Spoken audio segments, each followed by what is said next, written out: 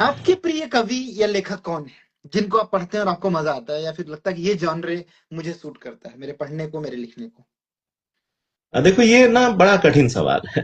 कठिन सवाल इस मायने में है कि जब आप वैश्विक साहित्य को और अपने भारतीय साहित्य को पढ़ते हैं तो ये अंदाजा लगाना मुश्किल हो जाता है कि आपका सबसे प्रिय कहानीकार या सबसे प्रिय लेखक कौन है। क्योंकि किसी कुछ की कोई प्रिय चीज आपको प्रभावित करती है। अब जैसे हाँ मैंने प्रिय मैला अंचल पढ़ा तो मैं फणीश्वर रेणु का फैन हो गया। हम्म, प्रेमचंद तो भारत में सब लोगों के प्रिय हैं ही। लेकिन जब मैं माँ द मदर उपन्यास को पढ़ता हूँ तो मुझे मैक्सिम लगता है गोरकी कि जी। मैक्सिम गोर्की जैसा उपन्यासकार कोई हो नहीं सकता।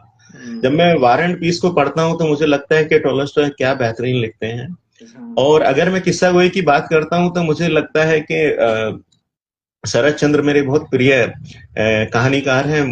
मैंने उनसे बहुत कुछ सीखा। मुझे लगा कि जब मैं श्रीकांत को पढ़ रहा था तो मैं ये सोच रहा था कि शरद चंद्र मेरी बातें कैसे जानता है, हम्म, मेरे मेरे अंदर के उस व्यक्ति को कैसे जानता है। क्योंकि मुझे लगा कि जब मैंने अपना उपन्यास फ्री गर्लफ्रेंड लिखा तो हम्म, मैं बार बार श्रीकांत को याद कर रहा था और मुझे लग रहा था कि जैसे शरद चंद्र के जो पात्र हैं वो अपनी नारी पात्रों के सामने बहुत कमजोर साबित हो जाते हैं। मुझे भी बार बार यही लग रहा था कि मैं इतना कमजोर कैसे पढ़ रहा हूँ, तो शायद शरद चंद्र मेरी ही बातें लिख गया हम्म, था। तो अब मैं अंदाजा नहीं लगा सकता कि मेरा प्रिय रचनाकार कौन होगा। बट